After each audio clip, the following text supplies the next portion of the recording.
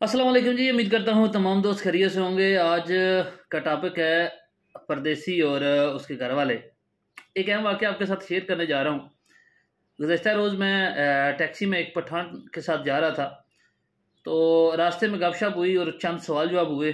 आप दोस्तों की वो नज़र करता हूँ, फिर आप फैसला करें कि जो पठान का जवाब था वो ठीक था या गलत, क्योंकि मेरी तवक्को के ख़िलाफ़ उसने जवाब दिया। जा रहे थे तो मैंने जो है वो खान साहब को सलाम दुआ के बाद पूछा, खान साहब कितना अरसा हुआ आपको यूएई में?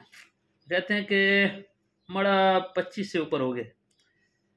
तो मैंने जो है वो फ़लसफ़ाना अंदाज में जो है वो सवाल दागने की कोशिश की। खान साहब की उम्र तकरीबन 50 से ऊपर होगी, और प्रदेश के जो हदोहाल हैं, जो यहाँ का रहन सहन है, इसकी वजह से शायद वो 60 के करीब लग रहा था।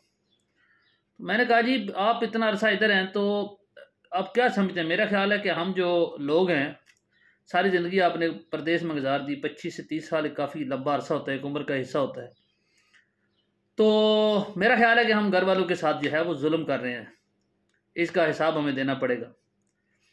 वो कहता है, हमारा कैसे गलत कर रहे हैं, क्या गलत कर रहे हैं? मैंने कहा, गलत ये कर रहे हैं कि हम माँ बाप के हकूक़, बीवी के हकूक़, बच्चों के हकूक़ पूरे नहीं कर रहे।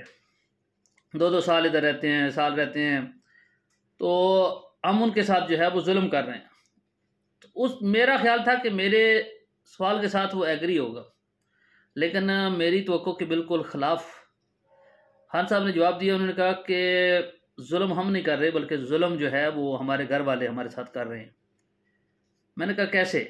कहता है कि अगर आप 25 से 30 साल हो गए इधर, हमारे घर वाले जो है वो चाहते ही नहीं है कि हम परदेसी लोग वापस अपने घरों में आएँ, वहाँ पर सेटिंग करें। उसकी वजह ये है, उसकी लॉजिक उसने ये बताई कि अगर वो चाहते तो जब हम घर से आते हैं तो हमारे अखराजात 20 से 30 हज़ार रुपये में पूरे होते हैं, जबकि जब हम यहाँ पे आते हैं तो हमारी सैलरी 50 हज़ार, 60 हज़ार, 70 हज़ार और लगभग किसी की 2 लाख होती है।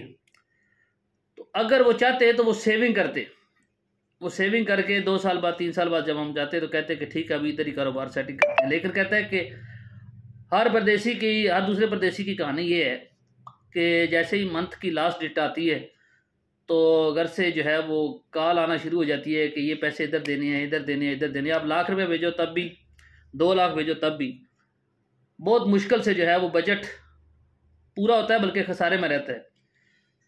तो उसके कहने का मकसद था कि ज़्यादती हम नहीं, बल्कि जो देश में रहने वाले लोग हैं वो कर रहे हैं। अगर वो चाहें तो अपने खर्चात को महदूद करके, परदेशियों की जो इनकम है उसको सेव करके, वो परदेशियों को वापस ला सकते हैं।